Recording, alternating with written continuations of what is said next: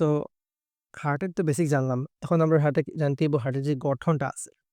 So কোন জিনিস গঠন করতে হইলে এই জিনিসটা কেতা দিয়ে গঠন হইছে বা কি জিনিস দিয়ে গঠন হইছে এগুলো জানা উচিত। যেমন আমরা যদি এরকম একটা বিল্ডিং এইরকম একটা বিল্ডিং আসলে বানাইতে চাই, তাহলে দেখো বিল্ডিং এর ভিতরে অনেক কিছু আমরা কি দিমু? হাজার ইট দিয়ে একটা লেয়ার তৈরি করবো। ও ধরো ও একটা লেয়ার, ও একটা লেয়ার, ও একটা লেয়ার, ও একটা লেয়ার। কয়টা লেয়ারে ভাগ করছি না? কয়টা স্তরে দিছি না? এগুলা তার গঠন, অন্তর্গঠন। এগুলো হচ্ছে এই জিনিসগুলা দেখে গঠিত হইছে। যেমন এই বিল্ডিংটারে আমরা ৩ টা যদি ৫ টা লেয়ারে ভাগ করে দেই, ওই দেখো একটা লেয়ার, এগুলা একটা লেয়ার, ২ টা লেয়ার, ৩ টা লেয়ার, ৪ টা লেয়ার আর ৫ টা লেয়ার। আচ্ছা, এখন হুম, এগুলো হচ্ছে ভিতরের গঠন। আর যদি আবরণ কই, তাহলে দেখো এই বিল্ডিং এর চারপাশে যেটা আছে, এই বিল্ডিং এর চারপাশে যেগুলো আছে, এগুলো হচ্ছে বিল্ডিং এর এগুলো হচ্ছে বিল্ডিং এর আবরণ। এই দেখো। এই যেগুলা এগুলো হচ্ছে বিল্ডিং এর আবরণ। এগুলো হচ্ছে বিল্ডিং এর আবরণ। ঠিক আছে? তাহলে গঠন আর আবরণ একই জিনিস না। স্তর বা আবরণ অবশ্যই একই জিনিস না। স্তর হইছে যে যেগুলো যে ভিত্তির গঠন হইছে। আর আবরণ হইছে যেগুলো আমরা বাইরে দ্বারা আবৃত থাকে। আবরণ মানে কি? যেটা বাইরে থাকে, আবৃত করে রাখে। তাহলে বিল্ডিং এর যদি আমরা ভিতরের দেয়ালগুলারে যদি আমরা গঠন মনে করি বা স্তর মনে করি, তাহলে বাইরের আবরণটা কি হইব? রং। এই রংটা হইব বিল্ডিং এর আবরণ। তো হার্টের ক্ষেত্রেও একটা গঠন আছে আর একটা আবরণ আছে। যেমন দেখো হার্ট আমরা যদি আসলে এই যে এগুলো আবিষ্কার করা হয়েছে, তো বেশি এই নামগুলো আবিষ্কার করা হয়েছে বেশি গ্রিক, ল্যাটিন এগুলা থেকে। তো এই হিসাবে হার্টের যে টার্ম আছে, হার্টে যখন আমরা ইংলিশে লিখবো, তখন আমরা হার্টের আ তারা কিছু টার্ম ইউজ করিয়া তারা ব্যাখ্যা করে। আমরা যে মেডিকেল সায়েন্স এ বেশি টার্ম ইউজ করি, যেমন কার্ডিয়াম। হার্টের ক্ষেত্রে যদি আমরা কার্ডিয়াম ইউজ করি, হার্টের যেকোনো কিছু ব্যাখ্যা করতে হইলে আমরা কার্ডিয়াম ইউজ করি। যদি আমরা বৃক্ক বা কিডনির ক্ষেত্রে ইউজ করি, তখন আমরা রেনাল ইউজ করি। এই জিনিসগুলা ফিক্স কইরা দিছি যে বিজ্ঞানী যারা আবিষ্কার করছে, তারা এগুলা ফিক্সড করে রাখছে।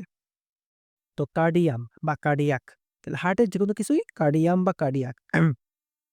হার্টে যদি আমরা আবরণ কই, তাহলে দেখো আবরণ কি জিনিস? সাধারণত আবরণ হইছে যেগুলা চারিপাশে থাকে, চারিপাশে আবরিত করে থাকে। তাহলে দেখো পেরি মানে হচ্ছে চারপাশে, পেরি মানে হচ্ছে চারপাশে।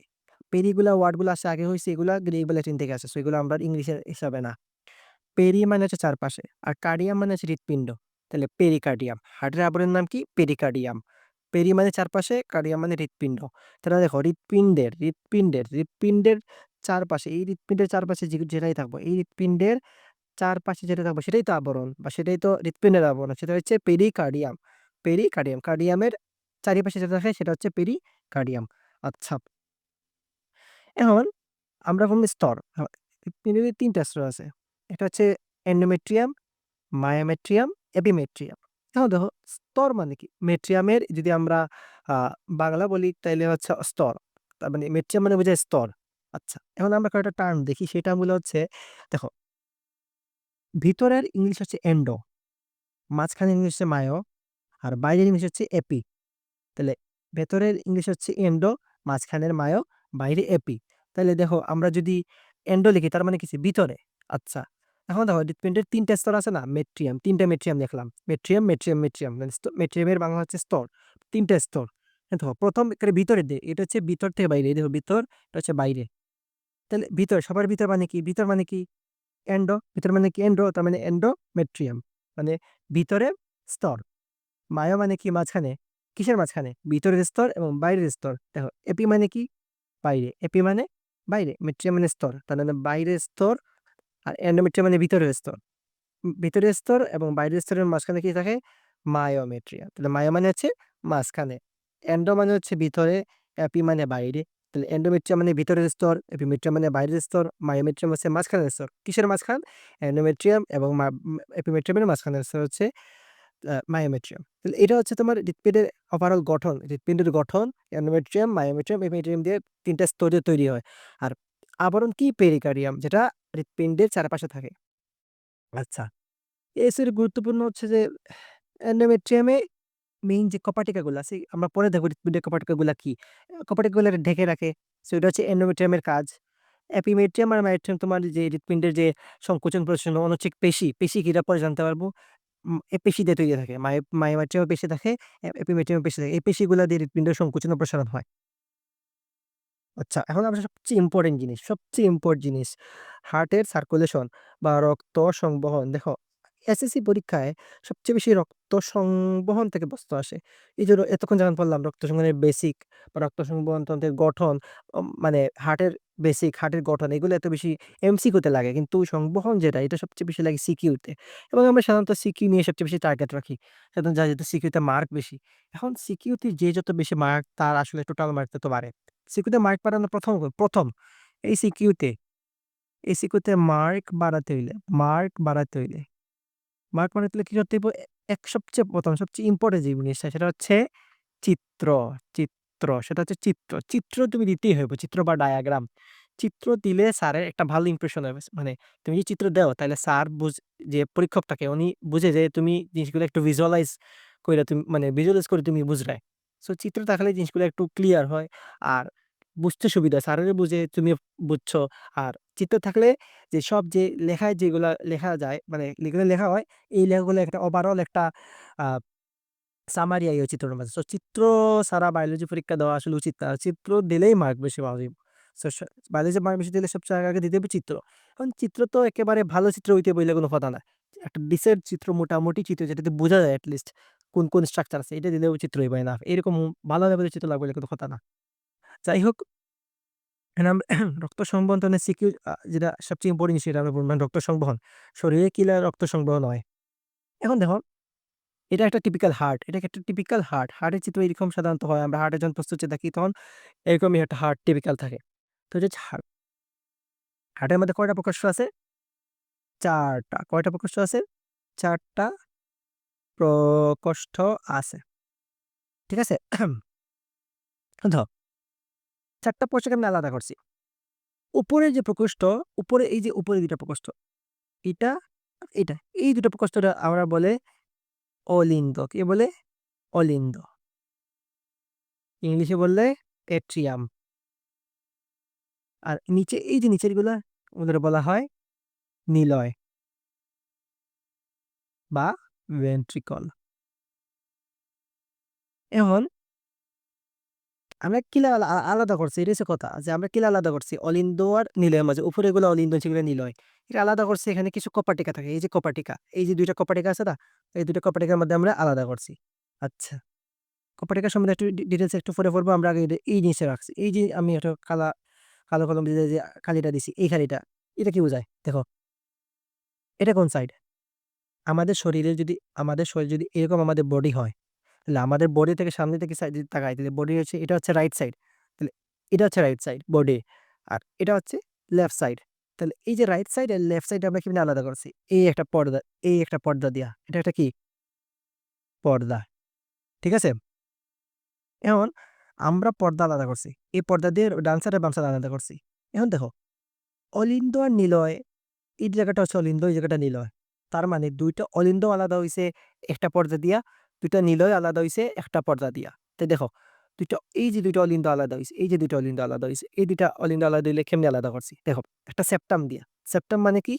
সেপ্টাম মানে হচ্ছে ব্যবধায়ক বা আলাদা করে যেটা। আর ইন্টার মানে কি? মধ্যখানে। তো ইন্টার মানে মধ্যখানে কেমনে? আমরা যখন ইন্টারমিডিয়েট মানে ইন্টার বুঝাই বা এইচএসসি লেভেলটা বুঝাই। এটা ইন্টারমিডিয়েট যেটা মধ্যখান। কিসের মধ্যখান? একাডেমিক লাইফ বা স্কুল লাইফ এবং পোস্ট গ্র্যাজুয়েশন বা ভার্সিটি এগুলোর মধ্যে কানেকশন করে। তাহলে ইন্টার মানে কি? মধ্যে যেগুলো ২ টার মধ্যে কানেকশন করে। তাহলে ইন্টার সেপ্টাম। আর এটা হচ্ছে এট্রিয়াল। এট্রিয়াল মানে অলিন্দ। তাহলে এই যে এই যে তোমার সেপ্টামটা বা পর্দাটা আছে এটা যদি আমি বলি এটার নাম ইন্টারেট্রিয়াল সেপ্টাম। ইন্টারেট্রিয়াল সেপ্টাম তার মানে কি? ইন্টার মানে মাঝখানে। কিসের মাঝখানে? এট্রিয়ালের মাঝখানে। এট্রিয়াল মানে কি? অল ইন্ডিয়ার মাঝখানে। তাহলে ইন্টার এট্রিয়াল মানে ২ টা অল ইন্ডিয়ার মাঝখানে। আর সেপ্টাম মানে কি? ব্যবধায়ক। তার মানে ইন্টার এট্রিয়াল সেপ্টাম মানে হচ্ছে ইন্টার মানে মধ্যে, এট্রিয়াল মানে অলিন্দ।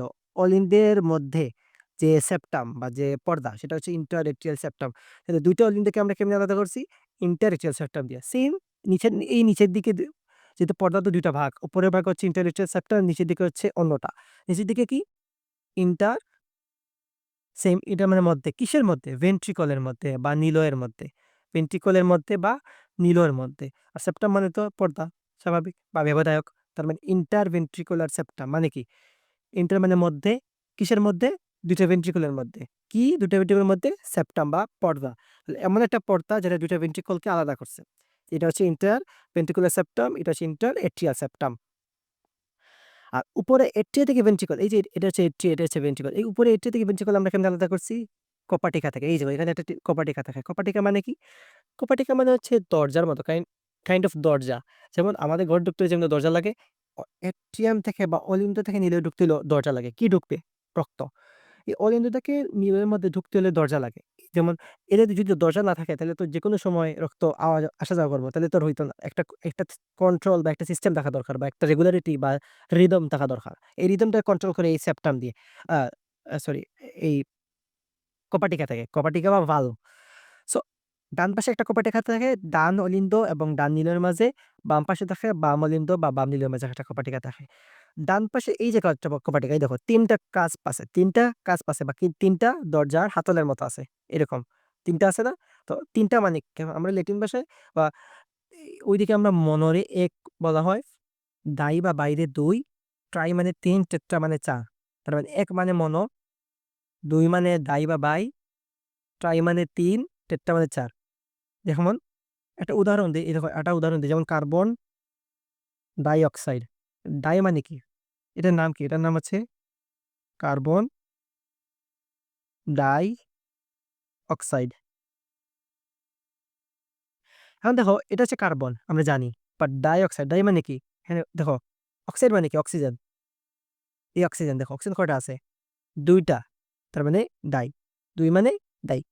তার মানে কার্বন ডাই অক্সাইড মানে অক্সিজেন কয়টা আছে? ২ টা আছে। এইভাবে কার্বন ডাই অক্সাইডের নামকরণ করা হইছে। সেম এরকম এটা হচ্ছে কপাটিকা। তো এখানে কয়টা হাতল বা কাস্প আছে? ৩ টা আছে। ৩ টা মানে কি? ট্রাই। তার মানে এটার নাম কি হবে? এটার নাম কি হবে? এটার নাম হবে ট্রাই। আর বলছে কাস্প বা হাতল। তাহলে কাস্পিড, ৩ টা হাতল যুক্ত একটা কপাটিকা। ট্রাইকাসপিড কপাটিকা।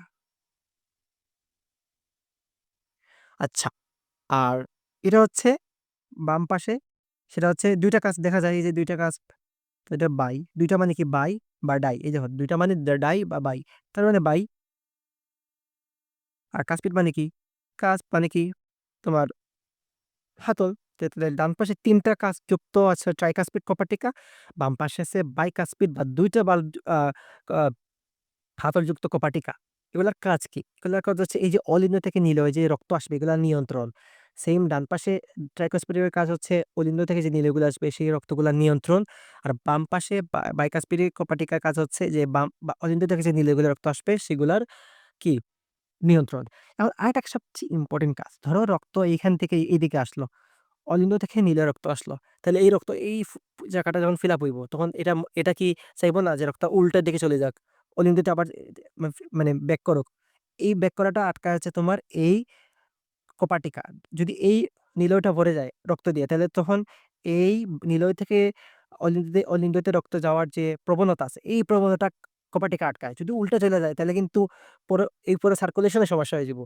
এর লেগা তোমার কপাটিকা থেকে এই কপাটিকার মেইন কাজ হচ্ছে অলিন্দ থেকে নিলয় বা নিলয় থেকে অলিন্দর যে রক্ত নিয়ন্ত্রণ আছে সেটা নিয়ন্ত্রণ করা। আর যদি নিয়ন্ত্রণ না হয় তাহলে পুরো সার্কুলেশন এ কিন্তু সমস্যা হয়ে যাবে। তাইলে ওভারঅল একটা ভিউ হচ্ছে যে আমরা কিন্তু ৪ টা প্রকোষ্ঠ ভাগ করছি। উপরের দিকে ২ টা অলিন্দ, নিচের দিকে ২ টা নিলয়। ২ টা অলিন্দকে কিভাবে ভাগ করছি? ইন্টার এট্রিয়াল সেপ্টাম বা ২ টা ইন্টার মানে মধ্যখানে, আর এট্রিয়াল মানে অলিন্দ। তাহলে ২ টা অলিন্দের মাঝখানে যে সেপ্টাম বা পর্দা। আর ভেন্ট্রিকলকে কিভাবে আলাদা করছি? ২ টা ভেন্ট্রিকলকে ইন্টার ভেন্ট্রিকুলার সেপ্টাম দিয়ে কিভাবে? ২ টা ভেন্ট্রিকলের মধ্যখানে পর্দা। আর ২ টা অলিন্দ আর নিলয়ের মধ্যে ডান দিকে অলিন্দ আর নিলয়ের দিকে যে কপাটিকা আছে সেটা হচ্ছে ট্রাইকাসপিড কপাটিকা। কেন ট্রাই? কারণ ৩ টা কাস্প থাকে, ৩ টা হাতল থাকে। আর বাম দিকে ২ টা কাস্প থাকে, সেটা হচ্ছে বাইকাসপিড কপাটিকা। বাইকাসপিড কপাটিকা। আচ্ছা। আর বাইকাসপিড কপাটিকার আরেকটা নাম আছে, সেটা হচ্ছে মাইট্রাল কপাটিকা। মাইট্রাল কপাটিকা। আচ্ছা। তো এখন হার্টের মধ্যে আমরা বাকি যেগুলো আছে এগুলো পড়বো। যেমন হার্টের মধ্যে এই যে রক্ত আইতে হইব, সারা শরীর থেকে তো হার্টের মধ্যে রক্ত আইতে হইব না। পরে হার্ট থেকে যাইব। আগে দেখি আমরা রক্ত সারা শরীর থেকে এমনি আয় হার্টের মধ্যে। তো হার্টের মধ্যে সব রক্ত আসলে মেইন এই যে ডান অলিন্দ যেটা আছে, এই যে ডান অলিন্দ, এই যে ডান অলিন্দটা আছে, এই ডান অলিন্দের মধ্যে সব রক্ত আসে। এই ডান অলিন্দের মধ্যে সব রক্ত আসে। ঠিক আছে? এখন এই রক্তটা কি যুক্ত রক্ত? রক্ত ২ ধরনের হইতে পারে। কার্বন ডাই অক্সাইড যুক্ত রক্ত হইতে পারে, অক্সিজেন যুক্ত রক্ত হইতে পারে। এটা মেইনলি হচ্ছে কার্বন ডাই অক্সাইড যুক্ত রক্ত। এখন প্রশ্ন হইলো এখানে কার্বন ডাই অক্সাইড যুক্ত রক্ত। এখানে তো অক্সিজেন থাকতে পারত। এখানে কার্বন ডাই অক্সাইড যুক্ত রইলো। দেখো, আমাদের যে শরীর আছে, আমাদের শরীরের মধ্যে উম, এটা হচ্ছে ধরি হার্ট। তাহলে হার্ট থেকে রক্ত আমরা ১ম এ যাই কই? কই যাইতে হইব? রক্ত আমাদের কই যাইতে হইব? সেলের মধ্যে যেতে হইব। আগে হইছে এখানে সেলের মধ্যে যাইতে হইব। সেলের মধ্যে কাজ হইতে হইব। কাজ করে সেলে, অক্কুশ। আর এই কাজটা করতে হইলে সেলের মধ্যে কি লাগে? অক্সিজেন লাগে। অক্সিজেন লাগে। তাহলে এটা হচ্ছে সেল, এটা হচ্ছে সেল, এটা হচ্ছে সেল। আচ্ছা, এই সেলের মধ্যে এটা কি লাগে? এটা হচ্ছে অক্সিজেন। এই অক্সিজেন কই যায়? সেলের মধ্যে যায়। তাহলে এই সেলটা অক্সিজেন সেলের মধ্যে কেনে যাইতে হইব? তো কইলাম সেলের মধ্যে যে কাজ করা লাগে এলে ওর অক্সিজেন লাগে। মেইনলি এটিপি তৈরি করার লাগে। সেল কাজ করে, কাজ করতে লাগে এটিপি। এই এটিপি তৈরিতে কে লাগে? অক্সিজেন ব্যবহৃত হয় কাঁচামাল হিসাবে। অক্সিজেন সেল যখন অক্সিজেন ব্যবহার করে, তখন তৈরি করে কার্বন ডাই অক্সাইড। তখন তৈরি করে কি? Carbon die oxide. এই কার্বন ডাই অক্সাইডটা পরবর্তীতে হার্টে আসে। এখন আমি বলি, এই যে অক্সিজেন কার্বন ডাই অক্সাইড তৈরি করে, এই যে অক্সিজেন ব্যবহার করে কার্বন ডাই অক্সাইড তৈরি করা, এটার স্পেশাল একটা নাম আছে। সেই নাম হচ্ছে শ্বসন। এটা আমরা অন্য চ্যাপ্টারে পড়ছি। কিন্তু এটা যেহেতু সেলের ভিতরে হইছে, এজন্য এটার নাম হচ্ছে অন্তঃশ্বসন। আচ্ছা, এটা আসলে ডিটেইলসে শ্বসন চ্যাপ্টারে পড়া উচিত। এখন আমরা একটু না চাই। এই যে কার্বন ডাই অক্সাইড সেল থেকে আবার হার্টে আসবে। কেমনে আসবে? এই আসাটাই হচ্ছে তোমার ব্লাড দিয়ে। কারণ আগেই বলছি অক্সিজেন এবং কার্বন ডাই অক্সাইড গ্যাস, এবং গ্যাস সাধারণত এরকম যাইতে পারে না। অবশ্যই একটা মাধ্যম লাগে। সেই মাধ্যমটা হচ্ছে রক্ত। রক্ত। তাহলে দেখো, হার্ট থেকে সেলে যায় অক্সিজেনযুক্ত রক্ত, এবং কার্বন ডাই অক্সাইড সেল থেকে কার্বন ডাই অক্সাইড যুক্ত রক্ত আসে হার্টে। তাইলে এই যে রক্তগুলো উপরে যে আসতেছে, এই যে সব রক্তগুলো আসতেছে এট্রিয়ামের মধ্যে, রাইট এট্রিয়ামের মধ্যে, হার্টের মধ্যে। এই রক্তগুলো কই থেকে আসতেছে? দেহের যত পেরিফেরি আছে বা প্রান্তীয় জায়গা আছে, ওই জায়গা থেকে সেল যে কার্বন ডাই অক্সাইড তৈরি করতেছে, ওই কার্বন ডাই অক্সাইড গুলা রক্ত নিয়ে আসতেছে এই রেড এট্রিয়ামের মধ্যে। এই রেড এট্রিয়ামের মধ্যে যখন রক্তগুলা চলে আসে, তখন শুরু হয়ে যায় আমাদের হার্টের মিনি সার্কুলেশন। এখন আসবে, দেখো এখানে আমি কিন্তু ২ টা জিনিস দিছি, পথ দিছি। রক্ত আসলে তো অবশ্যই পথ লাগবে না? এই পথ ২ টা দিছি। দেখো, আমাদের মেডিকেলে সাধারণত বা মেডিকেল সায়েন্সে কোনো কিছু কোনো কিছুর উপরে থাকলে, একটা যদি বেসলাইন ধরি, এটা যদি বেসলাইন ধরি, বেসলাইনের উপরে থাকলে বলি সুপিরিয়র, এবং নিচে থাকলে বলি ইনফেরিয়র। বুঝছো? তাহলে একটা হচ্ছে উপরে থাকলে সুপিরিয়র, নিচে থাকলে ইনফেরিয়র। তাইলে দেখো, এই যে নালীটা আসতেছে, এই যে নালীটা, এই জায়গায় যদি এই নালীটা, এই নালীটা উপর থেকে আসে না নিচ থেকে আসতেছে? অবশ্যই উপর থেকে। এটার নাম অবশ্যই, আমি যদি নামকরণ করি তাহলে হচ্ছে সুপিরিয়র, সুপিরিয়র। ঠিক আছে? আচ্ছা। আর নিচে এটা কি আসছে থেকে নিচ থেকে আসতেছে, তো অবশ্যই এটার নাম কি? অবশ্যই ইনফিরিয়র। আচ্ছা। এখন বলি ইনফিরিয়র কি? ইনফিরিয়র কি? উত্তর হচ্ছে vena CAVA. Superior vena CAVA, inferior vena CAVA. এখন প্রশ্ন হইতে পারে, ভাই ভেনা কাভা কি? দেখো, এই যে রক্তগুলা হার্ট সেল থেকে, এই যে রক্তগুলা সেল থেকে হার্টে আসতেছে। এখন এগুলা তো কেউ আনা লাগবে না। কারণ সেল হচ্ছে অনেক ক্ষুদ্র একটা জিনিস। অনেক মাইক্রন দৈর্ঘ্য সেলের। তো এই সেল থেকে আসতে হইলে সেলের অনেক কি লাগবে? সেলের অনেকগুলা উম নালী লাগবে, যেগুলা দিয়ে তুমি হার্টে আসবে। সেই নালীগুলা কি বলে? এই নালীকে বলা হয় ধমনী এবং শিরা। ধমনী। আমি লিখি ধমনী। দেখো, ধমনী, এই যে সেল, ধমনী অনেক ছোট। ছোটগুলা কই থেকে বের আসবে? সেল থেকে বের হয়ে আসবে। স্বাভাবিক, কারণ সেল অনেক ছোট। ছোট থেকে তো অবশ্যই ছোট জিনিস বের হয়ে আসবে। তাহলে ধমনী সেল থেকে অক্সিজেনকে নিয়ে কই আসে? না, না, সরি, শিরা। ধমনী সেলের মধ্যে নিয়ে যায় অক্সিজেন। ধমনী কই থেকে কই নিয়ে যায়? হার্ট থেকে নিয়ে যায় কই? সেলের মধ্যে। আর শিরা কি করে? এই কার্বন ডাই অক্সাইড যুক্ত রক্তকে কই নিয়ে আসে? হার্টের মধ্যে নিয়ে আসে। এখন তাহলে ধমনী কে কি বহন করে? অক্সিজেন যুক্ত রক্ত বহন করে। কই থেকে কই বহন করে? হার্ট থেকে আসে। এবং শিরা কি বহন করে? কার্বন ডাই অক্সাইড যুক্ত রক্ত। কই থেকে কই? হার্ট, সেল থেকে হার্ট। তাহলে ক্লিয়ার? এখন এই যে জায়গাটা দেখো, দেহের সব জায়গা থেকে এরকম, দেহের সব জায়গা থেকে এরকম উপর থেকে হার্টের উপরে সাধারণত কি থাকে? আমাদের মাথা থাকে, আমাদের গলা থাকে, এগুলা থেকে সব রক্ত নিয়ে আসবো। সব এখান থেকে এরকম সব আ শরীরে যত প্রান্তীয় অঞ্চল আছে সব জায়গা থেকে রক্ত নিয়ে আসবে না? নিচের দিকে আসবে ইনফেরিয়র ভেনা কাভা। কাভা মানে হচ্ছে বড়। তাহলে ভেনা কাভা মানে হচ্ছে বড় শিরা। ভেইন কিন্তু শিরার কিন্তু ইংলিশ নাম হচ্ছে ভেইন। দেখো, ভেইন। আর যদি ভেইনটা যদি বড় হয়ে যায়, এই ভেইনটা যদি বড় হয়ে যায় তাহলে এটার নাম কি হয়ে যাবে? Vena CAVA. তাইলে বড় ভেইন। ভেনা কাভা মানে কি? বড় ভেইন বা বড় শিরা। স্বাভাবিক, হাড় যেহেতু বড়, তাহলে বড় শিরা হয়ে আসতে হবে না? অনেকগুলা ছোট এরকম শিরা মিলে তৈরি করে বড় শিরা। সেটা হচ্ছে ইনফেরিয়র ভেনা কাভা। ইনফেরিয়র কেন? কারণ নিচ থেকে।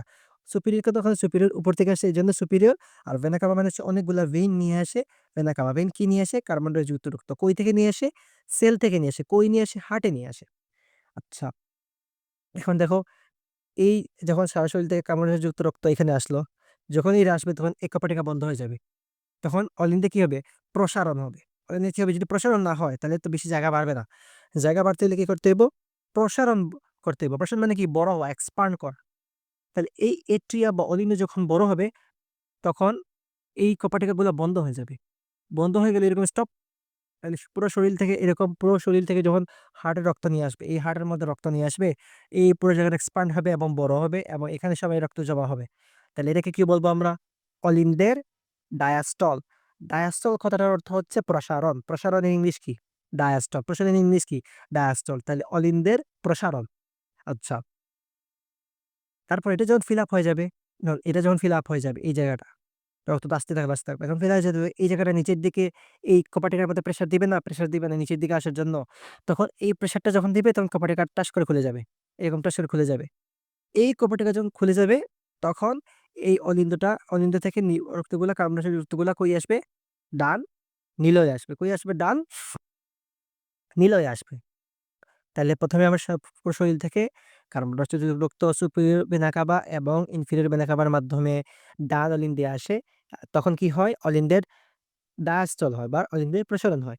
আর এই যে যখন এটা খুলে যাবে তখন এটাকে এরকম চাপ দিতে হবে না? অলিন্দকে চাপ দিলে কি হবে? সব রক্ত, কার্বন ডাই অক্সাইড রক্ত নিলয়ে চলে আসবে। তার মানে কি? অলিন্দের সিস্টল হবে। সিস্টল মানে কি? সিস্টল মানে হচ্ছে সংকুচন। এই রক্তগুলো এখানে আসতে হলে কি করতে হবে? এই যে যে প্রকোষ্ঠটা আছে ওইটাকে এরকম প্রেশার করতে, এরকম চাপ দিতে হবে না? এই ধরো এটা এরকম আছে। এরকম চাপ দিলে এইসব রক্তগুলো কার্বন ডাই অক্সাইড যুক্ত রক্ত নিলয়ে চলে আসবে। তার মানে কি? ১ম এ অলিন্দের ডায়াসল হইলো, পুরো শরীর থেকে রক্ত কার্বন ডাই যুক্ত এখানে আসলো। তারপর অলিন্দের সিস্টল হইলো। সিস্টলের কারণে সব রক্ত অলিন্দ থেকে নিলয়ে চলে আসলো। এখন দেখো, এই কার্বন ডাই অক্সাইড যুক্ত রক্ত, এখন আমাদের কি কোষে কি কার্বন ডাই অক্সাইড যুক্ত দরকার না অক্সিজেন যুক্ত রক্ত দরকার? অবশ্যই আমাদের অক্সিজেন যুক্ত রক্ত দরকার। কারণ আমাদের এটিপি বা এটিপি তৈরি করতে বা শ্বসনে অক্সিজেন লাগে।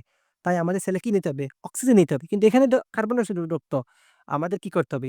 কোনো একটা প্রক্রিয়ায় এই কার্বন ডাই অক্সাইড যুক্ত রক্তকে অক্সিজেন যুক্ত রক্ত যদি করতে পারি, তাইলে কিন্তু আমাদের কাজ হয়ে গেছে। কারণ আমাদের উদ্দেশ্য কি? এই কার্বন ডাই অক্সাইড যুক্ত রক্তকে আমরা অক্সিজেন যুক্ত রক্ত করব। আর এই কাজটা কে করে? এই কাজটা করে ফুসফুস। তাহলে আমরা ফুসফুসটা কই? এখানে ফুসফুসটা যেইখানে। ঠিক আছে? তাহলে এই ফুসফুস কার্বন ডাই অক্সাইড যুক্ত রক্তকে অক্সিজেন যুক্ত রক্ত করে। তাইলে আমাদের এই কার্বন ডাই অক্সাইড যুক্ত রক্তকে আমরা কই পাঠাইতে হইব? ফুসফুসে পাঠাইতে হইব। আর ফুসফুসে পাঠাইতে হলে নিশ্চয়ই কোনো নালীর মাধ্যমে লাগবে। এই দেখো এখান থেকে একটা নালী তৈরি হয়। এই দেখো একটা নালী তৈরি হয়। তৈরি হইছে। কই যাবে এটা? এটা অবশ্যই যাবে ফুসফুসে। তাহলে এই নালীর নাম কি? দেখো, এই নালীটা যাচ্ছে কই? ফুসফুসে। ফুসফুসে গেলে ফুসফুসের আমরা বলছিলাম আমরা হার্টের জন্য আমরা আ কার্ডিয়াক ইউজ করি টার্ম। তারপর আমরা আম কিডনির জন্য রেনাল ইউজ করি। ফুসফুসের জন্য কি ইউজ করি? পালমোনারি। কি ইউজ করি? পালমোনারি। তাহলে বাংলায় বললে ফুসফুসীয়। আর যদি আমরা ইংলিশে বলি তাহলে হচ্ছে পালমোনারি। এখন দেখো, এটা পালমোনারি ধমনী নাকি শিরা? এটা হচ্ছে পালমোনারি ধমনী। এখন তোমরা বলবা ধমনী তো অক্সিজেন যুক্ত রক্ত করে। তাহলে এখানে কার্বন ডাই অক্সাইড যুক্ত রক্ত কেন করবে? কথা হইছে কারণ এইটা ব্যতিক্রমী। প্রশ্ন আসে যে কেন আ পালমোনারি ধমনী অক্সিজেন যুক্ত কার্বন ডাই অক্সাইড যুক্ত বহন করে? এটা হচ্ছে যেহেতু এটা ফুসফুসে যাচ্ছে এইজন্য নাম দেওয়া হইছে কি? এরা পালমোনারি। বাট ধমনী না শিরা এটা কি? আমরা কোন জিনিসই কেন ধমনী বলবো? ধমনী যেগুলো হাড় থেকে উৎপন্ন হয় এগুলোকে আমরা ধমনী বলতেই হবে। যেগুলো হাড় থেকে উৎপন্ন হবে এগুলোকে আমরা ধমনী বলবোই। তাহলে এটা কই থেকে উৎপন্ন হচ্ছে? হার্ট থেকে। তার মানে এটার নাম মাস্ট বি ধমনী হতে হবে। আর এটা যাচ্ছে কই? ফুসফুসে। তার মানে এটার নাম কি? ফুসফুসীয় ধমনী। ঠিক আছে? আচ্ছা। এখন এই যে এটা কই নিয়ে যাবে? কার্বন ডাই অক্সাইড যুক্ত কই নিয়ে যাবে? ফুসফুসে নিয়ে যাবে। কই নিয়ে যাবে? ফুসফুসে নিয়ে যাবে। এখন এই রক্তটাকে এখানে এই উপর দিয়ে নিতে হইলে অবশ্যই প্রেশার লাগবে। প্রেশার দিতে হবে না? এই প্রেশারটা কে দিবে? নিলয় দিবে। নিলয় কি করবে? এরকম চাপ মারবে, সংকোচন করবে। তাহলে নিলয়ে কি হবে? সিস্টল হবে। নিলয়ে কি হবে? সিস্টল হবে। তাইলে এখন দেখি আমরা। ১ম এ অলিন্দ হইছিল। অলিন্দতে রক্ত আসলো। অলিন্দের ডায়াস্টল হইল। রক্ত ফিল আপ হইল। সিস্টল হইল। অলিন্দ যখন সিস্টল হয় তখন এইটার কি ডায়াস্টল হইতে হইব না? এটা কি প্রসারিত হইব না? সেইম ব্লাড কি এখানে আসতে হইলে এটার তো বড় হইতে হইব। তাহলে ১ম এটারও সিস্টল হবে। তারপর কি হবে? এটার সিস্টল হবে। তাহলে ১ম এ এখন আমরা যদি সিস্টেমেটিক লিখি তাহলে দেখো ১ম এ কি হইছে? ১ম এ হইছিল অলিন্দের ডায়াস্টল। কারণ সব রক্ত এখানে আসবে। তার মানে এখানে তো অবশ্যই রক্তের জায়গা করতে হবে। তাহলে অলিন্দের ডায়াস্টল। তারপরে এই জায়গাটা কি হইতে হবে? সংকোচন হইতে হইব না? কারণ এই রক্ত এখানে আসতে হবে। তাহলে একে অলিন্দের সিস্টল বা সংকোচন। এটার যখনই সিস্টল হবে তখন এটা কি হইতে হইব? ডায়াস্টল হইতে হবে না? কারণ অলিন্দের নিলয়ের ডায়াস্টল না হইলে কি এরা এতটুকু রক্তকে জায়গা করতে পারবে? পারবে না। তবে এটা কি করবে? নিলয়ের এখানে কি হবে? নিলয়ের কি হবে? অবশ্যই ডায়াস্টল। আর এই কার্বন ডাই অক্সাইড যুক্ত রক্ত অবশ্যই কই পাঠাতে হবে? তোমার ওই যে ফুসফুসে পাঠাতে হবে। কেন পাঠাতে হবে? কারণ ওই যে আমাদের কার্বন ডাই অক্সাইডকে অক্সিজেন যুক্ত রক্ত করতে হবে। এইজন্য আমাদের কি করতে হবে? নিলয়ের সিস্টল করতে হবে। কেন? ফুসফুসে পাঠানোর জন্য। ঠিক আছে? শেষ। আচ্ছা, তাহলে আমাদের অর্ধেক সার্কুলেশন শেষ হয়ে গেল। আমরা কই পাঠায় দিলাম এখন? পাঠায় দিলাম ফুসফুসে। তো ব্লাড এখন আমরা পাঠাইছি ফুসফুসের মাঝে। ফুসফুস কই থেকে পাঠাইছি?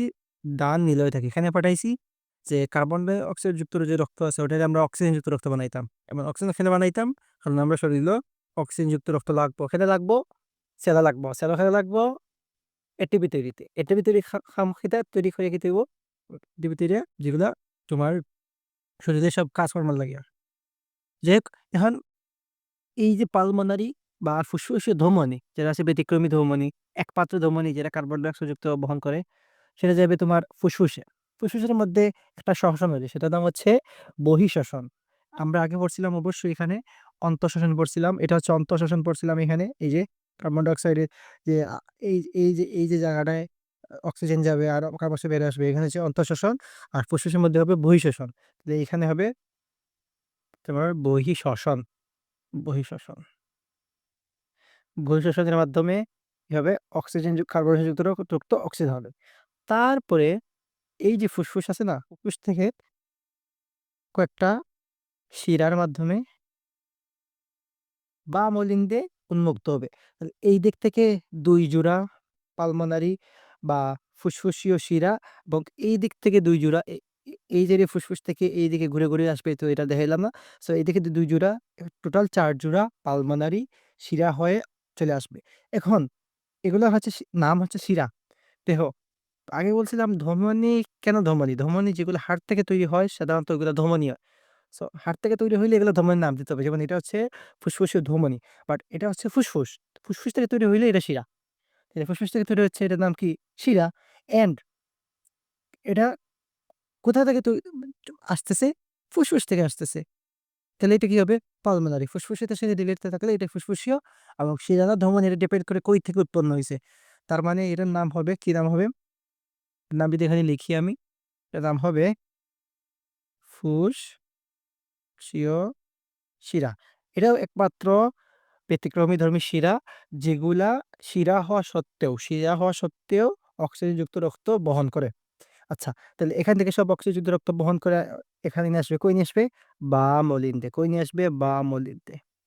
দেখো যখন নিয়ে আসবে তখন কি করবে? এটা আবার সেম আগের মতো এখানে কপাটিকা, বাইকাসপিড কপাটিকা বা মাইট্রাল কপাটিকা বা মাইট্রাল ভালভ বন্ধ হয়ে যাবে এবং এটা ডায়াস্টল হবে বা প্রসারণ হবে। যদি প্রসারণ না হয় তাহলে তো অক্সিজেন যুক্ত রক্ত নিতে পারবে না।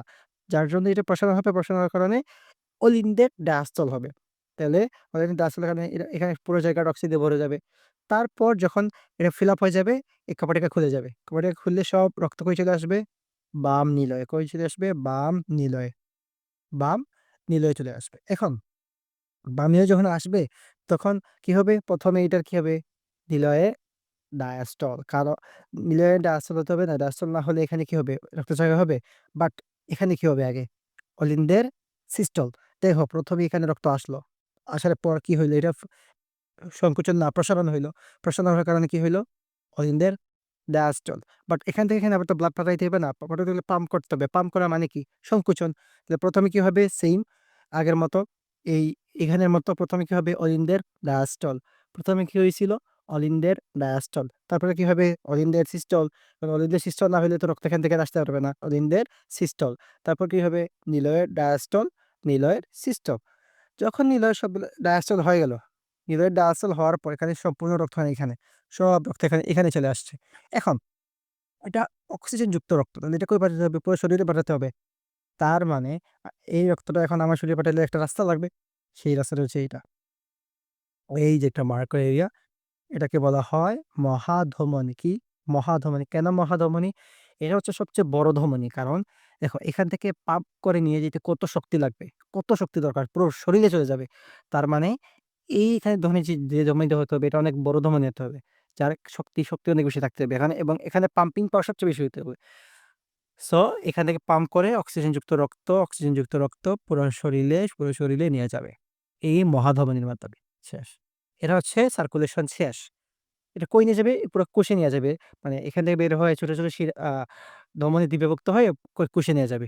আবার কোষ থেকে কার্বন ডাই অক্সাইডযুক্ত রক্ত শুরু হয়ে তৈরি হয় এখানে আবার ডানালিন দিয়ে উন্মুক্ত হবে। আচ্ছা, তাহলে এখন ওভারঅল রিভিউ যদি বলি, ১ম এ পুরো শরীর থেকে কার্বন ডাই অক্সাইডযুক্ত রক্ত ইনফিরিয়র ভেনা কাভা বা নিম্ন মহাশিরা এবং সুপিরিয়র ভেনা কাভা বা ঊর্ধ্ব মহাশিরার মাধ্যমে ডান নলিন দিয়ে প্রবেশ করবে। ডান নলিন তো কার্বন ডাই অক্সাইডযুক্ত রক্ত। এই ডান অলিন্দ থেকে তারপর কই আসবে? ডান নিলয়। এখানে যে ঘটনাগুলো ঘটবে সেগুলো হচ্ছে অলিন্দের ডায়াসল ১ম এ হবে, তারপর অলিন্দের সিস্টল হবে, তারপর নিলয়ের ডায়াসল হবে। নিলয়ের ডায়াসলের পর সব রক্ত এখানে জমা হয়ে যাবে। তারপর এটা কার্বন ডাই যুক্তকে আমরা কই পাঠাবো? পালমোনারি বা ফুসফুসে ধমনির মাধ্যমে একমাত্র ব্যতিক্রমী ধমনির মাধ্যমে ফুসফুসে। ফুসফুসে পাঠানোর পর সে মানে এই পদ্ধতিটাকে বলা হয় নিলয়ের ডায়াসিস্টল শেষ। তারপর হবে ফুসফুস। ফুসফুস থেকে অক্সিজেনযুক্ত কার্বন ডাই অক্সাইডযুক্ত রক্ত অক্সিজেন হয়ে যাবে এবং সেইগুলা ফুসফুসীয় শিরার মাধ্যমে কই চলে আসবে? বাম অলিন্দে। বাম অলিন্দ থেকে আবার বাম নিলয়। বাম অলিন্দ থেকে বাম নিলয় সেইম ভাবে অলিন্দের ডায়াস্টল ১ম এ, তারপর হচ্ছে অলিন্দের সিস্টল, তারপরে নিলয়ের ডায়াস্টল। নিলয়ের ডায়াস্টল যখন হয়ে যাবে পুরোটা জায়গা ভরে যাবে, তারপর নিলয়ের সিস্টলের মাধ্যমে পুরো শরীরে চলে যাবে, মহাধমনীর মাধ্যমে কই? পুরো শরীরে এবং সেইম সাইকেলটা বারবার রিপিট হতে থাকবে। এটা হচ্ছে মেইনলি তোমার ব্লাড সার্কুলেশন, মেইনলি হার্টের যে সার্কুলেশনটা আছে এখানে। এখন এখানে আ যদি বলা যায় আরো অনেক কিছু আছে যেমন হার্ট সাউন্ড আছে, তারপর এখানে বাইকাসপিড ভালভ এর অনেক কিছু আছে। এত কিছু আসলে না জানলেও চলে। এখন কথা হইতেছে যে আমরা যদি পরীক্ষায় আসে তাহলে কিভাবে লিখব? এটা হচ্ছে কথা। এটা তো এতক্ষণ যা বললাম সেগুলো হচ্ছে বোঝার জন্য। তোমার কনসেপ্ট যদি ক্লিয়ার থাকে, ধরো তোমার বেসিক যদি ক্লিয়ার থাকে তাইলে তুমি ধরো পরীক্ষায় অনেক সময় হবে তোমার কালকে বায়োলজি পরীক্ষা। এখন তোমার অনেক চাপ। তুমি অন্যান্য চ্যাপ্টার পড়ার পর আর যাওয়ার আগে এই হার্টের সার্কুলেশনটা তুমি রিভিশন দিতে পারো নাই। তাইলে তুমি যদি হার্টের সার্কুলেশন রিভিশন দিতে না পারো, আর যদি তুমি মুখস্থ করে যাও, অনেকে আছে এমন যেমন বায়োলজি বইটা শুধু মুখস্থ করে যায়। হুবহু লাইন বাই লাইন। দেখো একটা মানুষের পুরোপুরি মুখস্থ করা সম্ভব না হুবহু। সো তুমি যদি বাই চান্স এরকম হয় যে তুমি বায়োলজিটা তুমি মুখস্থ করে না রিভিশন না দিয়ে যেতে পারো, এই চ্যাপ্টারটা বিশেষ করে এই টপিকটা। তাহলে তুমি যদি এখনই ভালো করে টপিকটা জাস্ট একবার বুঝে নেও। বেসিক জিনিসপত্র কি, কই থেকে ব্লাড আসতেছে, কই যাচ্ছে, তারপর কই যাচ্ছে, মুখস্থ না করে।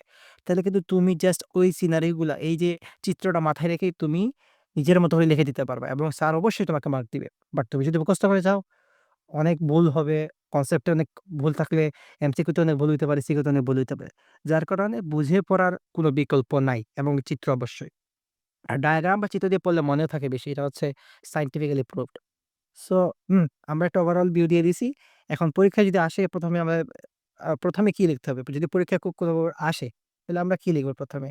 তাইলে আমরা ১ম এই লিখব পরীক্ষায় যদি চলে আসে যে এখানে তুমি এটা লেখো তোমার সার্কুলেশন লেখো। তুমি ১ম এ লিখবা যে হৃৎপিণ্ডের হৃৎপিণ্ডের পরিচয় দিবা। হৃৎপিণ্ডের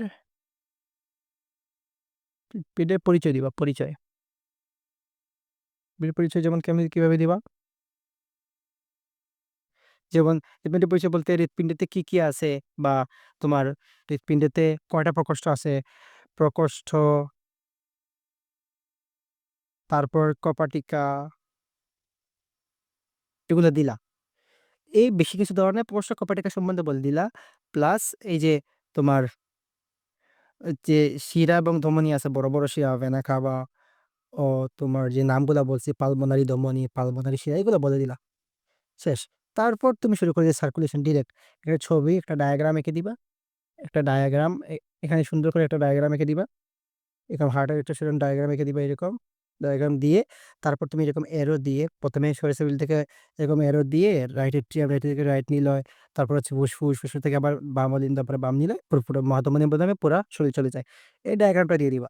ডায়াগ্রামটা দিলেই কিন্তু তোমার ২ মার্ক দেখো ৪ মার্কের মধ্যে ৪ মার্কে যদি ঘ নাম্বার প্রশ্ন হয় তাহলে ডায়াগ্রাম দিলেই কিন্তু তুমি ২ বার হয়ে যাচ্ছ। সো ডায়াগ্রাম দিয়ে দিবা। এখানে পাবা ১ মার্ক। আর এই যে ডায়াগ্রাম দিছো এখানে একটু শর্ট একটা ব্যাখ্যা দিয়ে দিবা। ডিরেক্ট কথাবার্তা দিয়ে দিবা।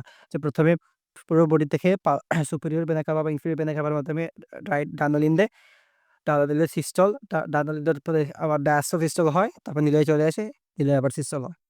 চলে যায় ফুসফুসে। ফুসফুস থেকে আবার কি হয় চলে আসে পালমোনারি শিরার মাধ্যমে চলে আসে কই? তোমার বাম অলিন্দে। বাম অলিন্দের ডায়াস্টল, তারপর বাম অলিন্দের সিস্টল, তারপর চলে আসে নিলয়ে, নিলয়ে ডায়াস্টল, নিলয়ে সিস্টল হয়ে মহাধমনী পুরা শরীরে চলে যায়। শেষ। তুমি যেটা দিতে পারো। আমি আশা করি যে ভালোভাবে লিখলে স্যার অবশ্যই ৪ তে ৪ দিবে এবং তিনি ইনশাআল্লাহ তিনি দিবে। সো এটাই ছিল প্রাইমারি সার্কুলেশন। আশা করি সবাই বুঝতে পারছো।